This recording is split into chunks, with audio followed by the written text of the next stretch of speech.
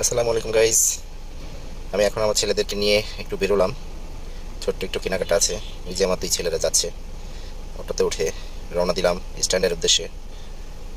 আমার এই যে দুই ছেলে দেখুন, বোকার মতো বসে আছে, যেন কিছুই বোঝে না তারা। এমন একটা অবস্থা, মানে তাদেরকে একটা কথা বললে উত্তর দেবে এত নরম করে, মানে ওরা কিছুই জানে না, কিছুই বুঝে না। তো ওদের মুভমেন্টটা খুব ভালো ছিল, ওরা খুব আনন্দিত ছিল, ওদেরকে নিয়ে যাচ্ছি। আমার ছোটটা একদম ওকি ঝুঁকি মারছে দেখেন, বড়টাও কি মারছে, মানে কিছু একটা বলতে চাইছে কিন্তু বলতে পারছে না। তো তারা অনেক হ্যাপি, দুইটাই অনেক পাজি। তো যাই হোক, যাচ্ছি আমরা মোটামুটি আশপাশের পরিবেশটাও দেখাচ্ছি। দেখুন, স্ট্যান্ডে যাওয়ার রাস্তা এটা, আমাদের অটোতে করে যেতে হয়।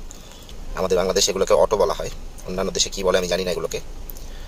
তো আমার কিছু ফ্রেন্ড ফলোয়ার আছে, তারা এই যে দেখুন, এখানে আমাদের একটা বাজারের মাঝখান দিয়ে আমাদের যেতে হচ্ছে।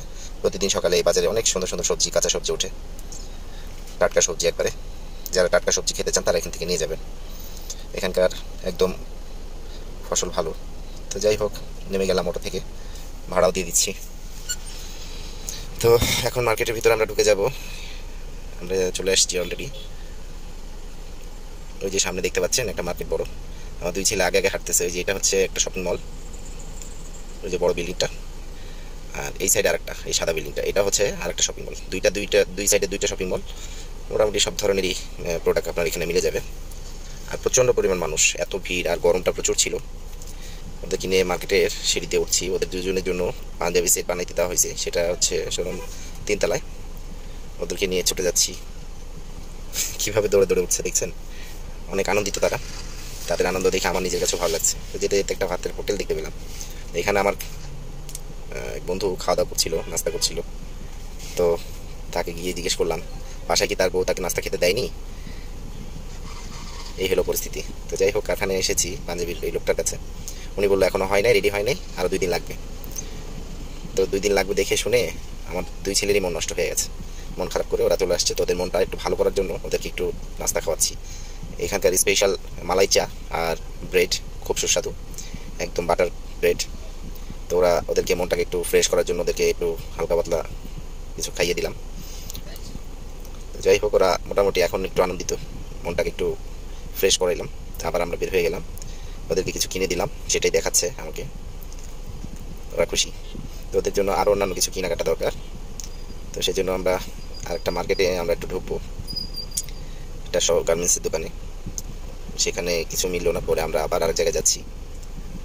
দেখুন, আমার এই ভিডিওতে মোটামুটি যা আইটেমগুলো দেখতে পাচ্ছেন, বাজারের যে পরিস্থিতি, আমাদের সাভারে পরিপূর্ণ একবারে, সব কিছু মিলবে ইনশাল্লাহ। এখানে সব কম দামের মধ্যে অনেক কিছু মিলে যায়। তো যাই হোক, বাজারের ভিতর দিয়ে হাঁটছিলাম ওদেরকে নিয়ে। তো আমরা একটা মার্কেটে গেলাম, এখানে আমার বড় ছেলের জন্য কিছুই মিললো না। এখান থেকে বের হয়ে যাচ্ছি। বের হয়ে আমরা একটা দোকানে এলাম, আমার এক বন্ধুর দোকানে। এখানে ওর সাথে একটু কথা বললাম, তারপরে চলে এলাম আমার বড় ছেলের জন্য কিছু কেনার জন্য। তো ওটা শেষ করে আমি আবার এলাম চশমার দোকানে। আমার চশমাটা নষ্ট হয়ে গেছিলো, সেই জন্য চশমাটা ঠিক করলাম। এখান থেকে চশমাটা ঠিকঠাক করে নিলাম, মেরামত করলাম। চশমাটা ভেঙে গেছিলো, চশমাটা রিপেয়ারিং করলাম।